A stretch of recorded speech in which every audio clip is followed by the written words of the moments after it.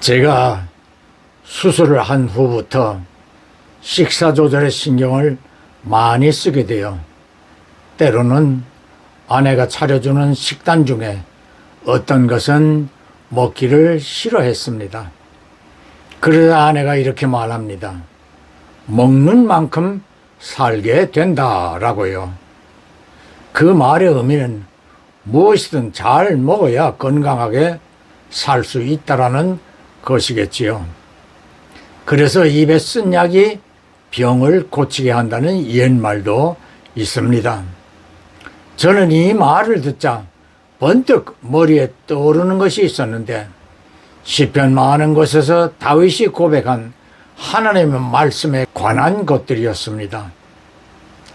이것은 지난 4월 초초 실수가 없으신 하나님에 대한 설교 중에 간증 영상을 보았던 천정은 자매가 죽음을 눈앞에 두고 예수께서 십자가에 달리셔 죽으시고 부활하심으로 모든 사람들의 주가 되시었다라는 성경 말씀을 통하여 40여 년의 인생에서 자신이 주인이었던 삶이 죄라는 것을 깨닫고 회개하게 되었으며 즉시 하나님의 임재를 느끼고 자신의 병은 죄로 인하여 자신의 영혼이 죽어 있었던 관계로 얻게 된 고통이었지만 하나님의 한없으신 사랑 때문에 영혼이 살게 되었고 그로 인하여 육신의 고통에서도 자유함을 얻게 되었다는 간증을 우리 모두 감명 깊게 들었습니다. 시편 119편은 66권 성경 중에 제일 긴 장인데 다윗은 이것에서 하나님의 말씀이 자신의 영혼을 소생시켜 주심으로 진토와 같은 많은 곤란 중에서 자신을 살려주시었다고 고백하고 하나님의 말씀은 자신의 발의 등이자 인생길의 빛이 되었다고 하며 103절에서는 하나님의 말씀의 맛은 얼마나 달콤하였던지 자신의 입에 꿀맛보다 더하였다고 고백하였습니다. 127절에서는 주의 말씀인 계명을 정금보다 더 사랑한다고 하였습니다.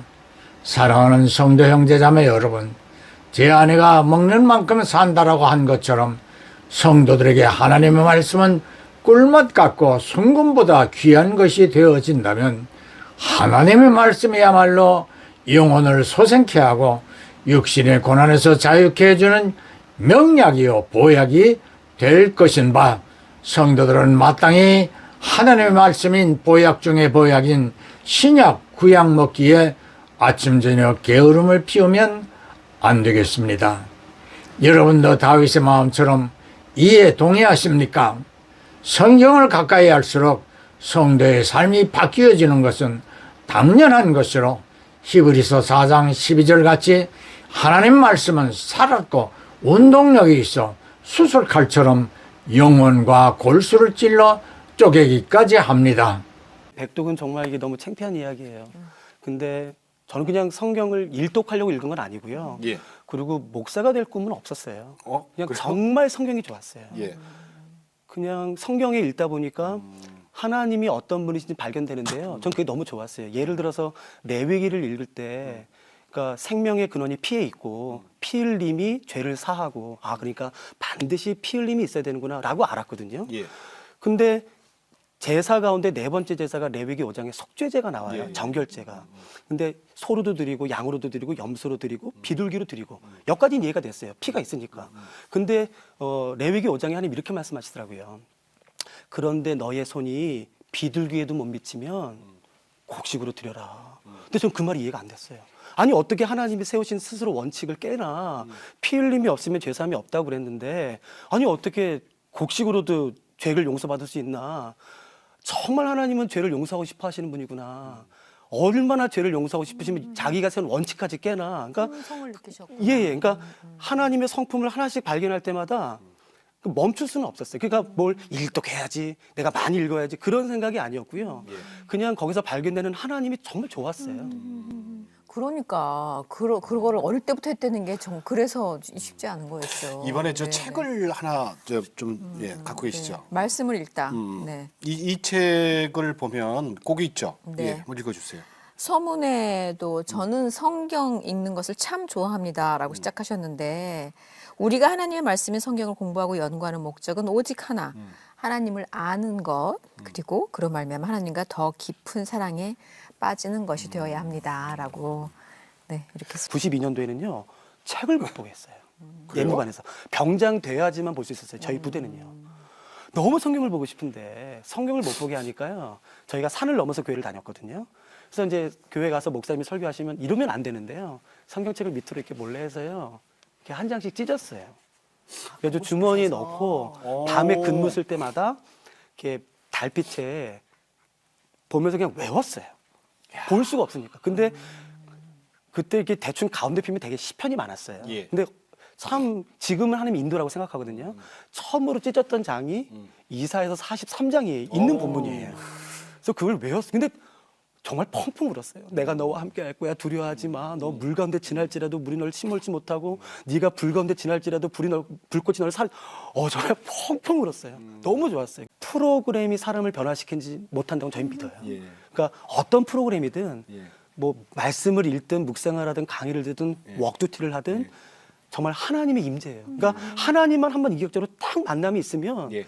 그분 사랑하지 않고는 견딜 수 없을 거예요. 그렇죠. 네. 내가 매일 기쁘게 해서 성경에 관하여 간증을 한 국제예수전도단 성경연구학교장 이지웅 목사님의 이야기를 들어보았습니다. 그는 어릴 적에 어머니가 성경을 읽으며 기뻐하거나 눈물을 흘리는 모습을 보면서 자랐고 그 영향으로 자신도 초등학교 때부터 성경 읽기를 즐거하여 백독을 하기까지 성경을 사랑하였습니다. 그는 최근에 말씀을 읽다라는 저서를 출간하였는데 성경을 가까이 하는 목적은 하나님을 알아가는 데 있으며 하나님의 전능하심과 하나님의 무한하신 사랑을 이해하게 되면 말씀 사랑하기를 기꺼이 할 뿐 아니라 하나님 말씀이 사람을 변화되게 한다라고 하였습니다. 바로 다윗의 마음으로 변화되어 가게 되는 것이 아니겠습니까? 디모데후서 3장 16절로 17절입니다. 모든 성경은 하나님의 감동으로 된 것으로 교훈과 책망과 바르게 함과 의로 교육하기에 유익하니 이는 하나님의 사람으로 온전케 하며 모든 선한 일을 행하기에 온전케 하려 함이니라. 성경의 인물들이나 세상을 변화시킨 신앙의 위인들은 성경을 통하여 삶이 변화되었고 나아가 주변과 사회와 조직과 나라를 변화시키는 역량을 크게 발휘할 수 있었습니다. 아브라함, 야곱, 요셉, 그리고 말틴 루터, 요한 웨슬리, 나아가서 조지 워싱턴, 링컨, 레간 대통령이 그러한 인물들이었습니다.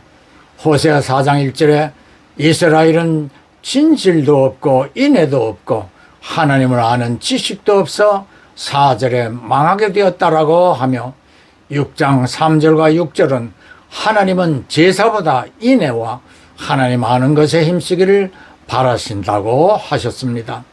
지난 4월 10일 총선에서 국힘당이 대참패를 하여 대통령의 국정운영까지 어렵게 되었습니다. 이재명과 조국은 연일 대통령을 겁박하고 있습니다. 저들의 머릿속에는 사회주의 사상으로 벌겋게 물들어져 있습니다. 자신들이 범법자이면서 그 수하들도 대부분 범죄자들입니다. 그런데도 많은 국민들은 저들을 지지하였습니다. 공산주의는 하나님을 인정하지 않습니다. 국민들이 하나님보다 저들을 택한 것은 지식을 버린 때문입니다. 국회의원들 역시 하나님 말씀을 두려워하거나 하나님을 경외하지 않습니다. 10명의 의인이 없어 멸망한 소돔 고모라 같은 재앙이 지식을 버린 국회와 국민들 위에 퍼부어질 수 있음을 한국교회와 성도들이 각성하여 하나님의 진노를 면하게 되기를 소망합니다. 예, 아멘, 할렐루야.